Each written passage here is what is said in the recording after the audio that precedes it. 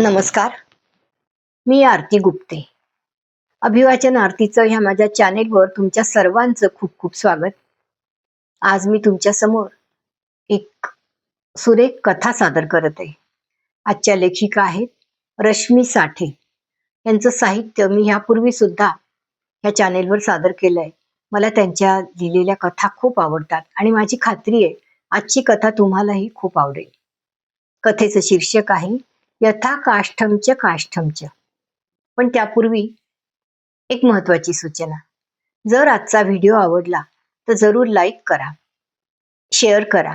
यूट्यूबच्या comment सेक्शनवर comment करायला विसरू नका, कारण का मी त्यांची खूप वाट बघत असते आणि तुमच्या एका लाईकनी कॉमेंटनी मला आणि लेखिकेलाही खूप आनंद होईल. त्याचप्रमाणे जर चॅनेलला नवीन असाल किंवा काही कारणाने सबस्क्राईब करायचं राहिलं असेल तर जरूर सबस्क्राईब करा. तर ऐकूया आपण.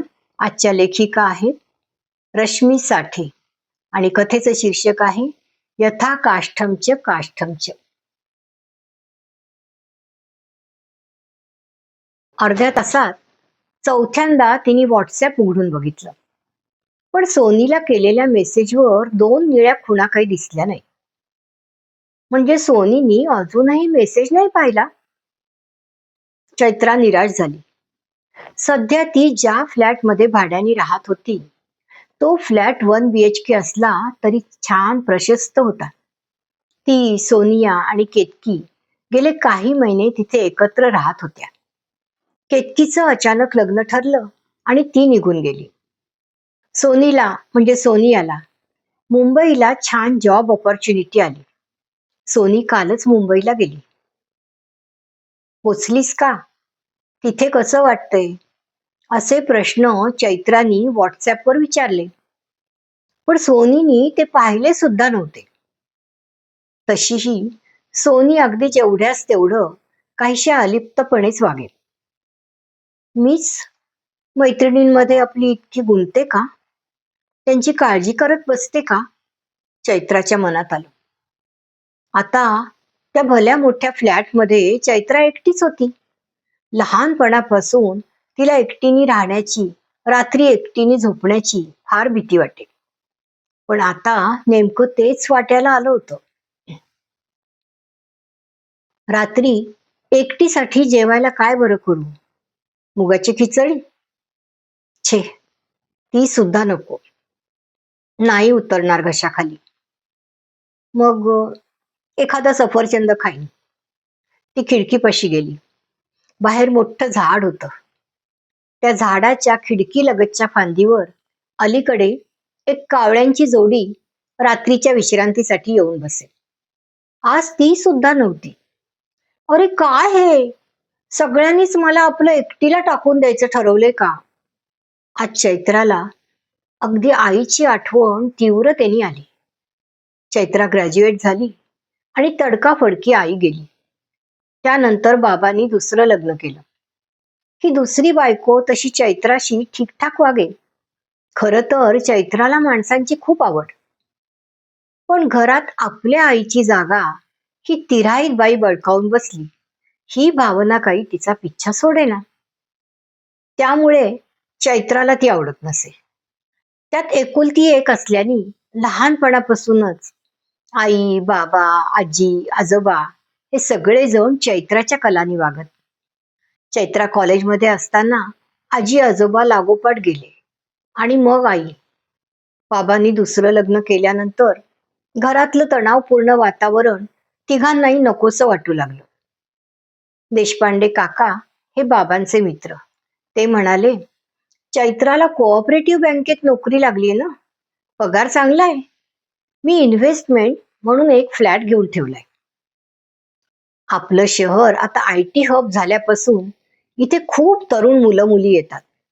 त्यामुळे गेली काही वर्ष आम्ही एका वेळी 3-4 मुलींना रेंटल बेसिसवर हा फ्लॅट देतो. भाडं प्रत्येकीला 5,000 रुपये. त्या मुलींची सुद्धा कमी भाड्यामध्ये उत्तम सोय होते आणि आम्हाला देखील चांगलं भाडं मिळतं. आता सध्या 2 जणी राहतायत तिथे. चैत्राला सुद्धा राहू देत तिथे. आई नसलेल्या त्या घरातून बाहेर पडणं ही चैत्राची सगळ्यात तीव्र गरज होती. त्यामुळे तिने अगदी ताबडतोब हा प्रस्ताव स्वीकारला. तर आता इथं एकटेपण आव असून समोर उभं होतं. दिवसा काहीच प्रश्न नाही, पण रात्री घरी आल्यावर आणि सुट्टीच्या दिवशी काय? तिच्या लहानपणी तिचे आजोबा खंबीरपणे खणखणीत आवाजात म्हणायचे तो श्लोक तिला आता आठवला. यथा काष्ठम च समेयातान महाददो समेत्यच व्ययेयातान तदत भूत समागमः. गीत रामायणात महाकवी ग दी माडगुळकरांनी हेच अगदी समर्पक शब्दामध्ये सांगितले. प्रभू रामचंद्र भरताला म्हणतात, दोन ओंडक्यांची होते सागरात भेट, एक लाट तोडी दोघा पुन्हा नाही गाठ.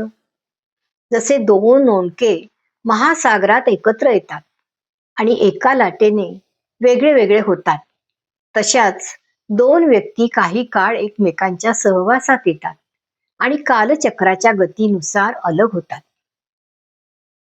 दारावरची बेल करकचून वाजली. चैत्रा तंद्रीतून भानावर आली. आत्ता ह्यावेळी कोण आलं? तिने सेफ्टी डोअर मधनं बघितलं. कोणीतरी तरुण वयाची बाई होती. कोण तुम्ही? चैत्राने दार उघडत विचारलं. तू चैत्रा ना? मी प्रणिता. इथे भाड्याने राहायला आले. काय? खरंच?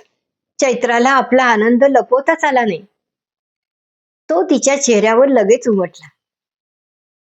पण देशपांडे काका किंवा काकूंचा काही फोन वगैरे नाही आला मला. मीच सांगितलं फोन करू नका म्हणून. लोकांना छानपैकी सरप्राईज द्यायला मला आवडतं. देशपांडे काका म्हणाले, आता चैत्रा एकटीच आहे, तिच्या सोबतीला कुणी नाही. तेव्हा मी म्हटलं, अचानक जाऊन मी धडकते आणि खुश करते चैत्राला. अगं तू आत तरी ये, मस्तपैकी फ्रेश हो. तोपर्यंत मी आलं पातीत चहा घालून गरमागरम चहा करते.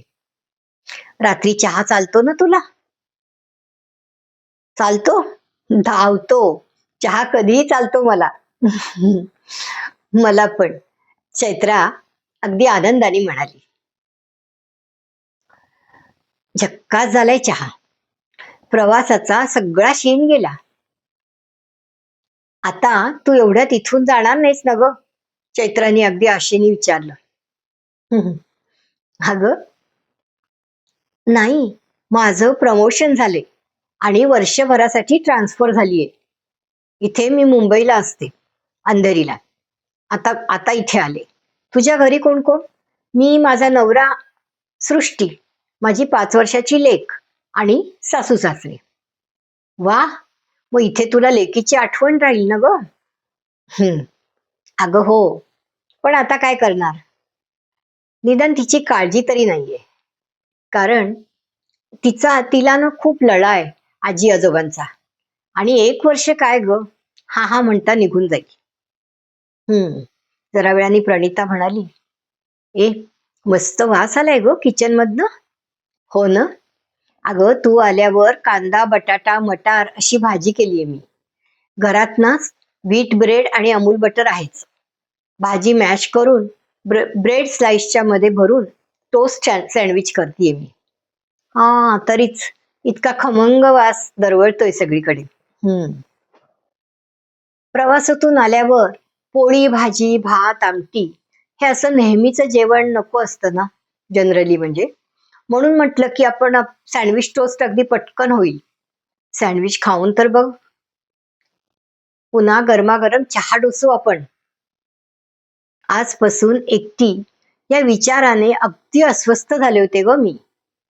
प्रणिता, बरं झालं ग तू आलीस. मला न रात्री धड झोपही लागली नसती. मग आता शांतपणे झोप. भिवू नकोस, मी तुझ्या पाठीशी आहे. आय मीन सोबत आहे. अगं अक्कलकोटच्या स्वामी समर्थांची आठवण आली ना, मग आता हात जोड आणि म्हण, श्री स्वामी समर्थ, श्री स्वामी समर्थ. आता झोप बरं शांतपणे. प्रणिताला येऊन 4 महिने होऊन गेले. पुढच्या महिन्यात गौरी आणि गणपती. चैत्रा, आमच्याकडे ना गणपती आणि गौरी सुद्धा असतात बरं का. मी ना आठवड्याची रजा काढलीये गणपतीसाठी. चैत्राचा चेहरा उतरला. सणासुदीला गौरी गणपतीच्या धामधुमीत इथे एकटीनेच भूतासारखं राहायचं. स्वतःला सावरत ती म्हणाली, वा, जाऊन ये तू, मजा कर, लेकीला भेटून ये. तू सुद्धा माझ्या सोबत येतेयस माझ्याकडे. मी? हो. तू आता इथे एकटी काय करणार आहेस ग? उद्याच लीव्ह ऍप्लिकेशन देऊन टाक. बर, ह्यावर अगदी अजिबात चैत्राने आढेवेढे घेतले नाही. गणपतीला 4 माणसात राहण्याची आणि सण साजरा करण्याची ही इतकी सुंदर संधी तिला दवडायची नव्हती. प्रणिताचं कुटुंब चैत्राला अगदी कायच्या काय आवडलं. सगळेजण मोकळेपणाने बोलणारे, वागणारे, अगत्यशील. सृष्टी, प्रणिताची लेक, अगदी बाहुलीसारखी गोड होती. चैत्राला तिथे परकेपणा मुळीच जाणवला नाही आणि अगदी घरच्यासारखंच वाटत होतं. प्रणिताच्या सासऱ्यांचे धाकटे भाऊ जवळच पार्ल्याला राहणारे. ते, त्यांच्या पत्नी आणि मुलगा आकाश आणि मुलगी भार्गवी हे सुद्धा घरच्या गणपतीसाठी हजर होते. मग गप्पा, हसणं, खिदळणं, गणपतीची आरास, अगदी साग्र संगीत, स्वयंपाक, उकडीचे मोदक, पूजा, नैवेद्य, आरत्या, धमाल अगदी. चैत्राच्या लहानपणच्या आठवणी जाग्या झाल्या. काय करू आणि काय नको असं होऊन गेलं तिला. ती हिरिरीने सगळ्यात भाग घेत असे.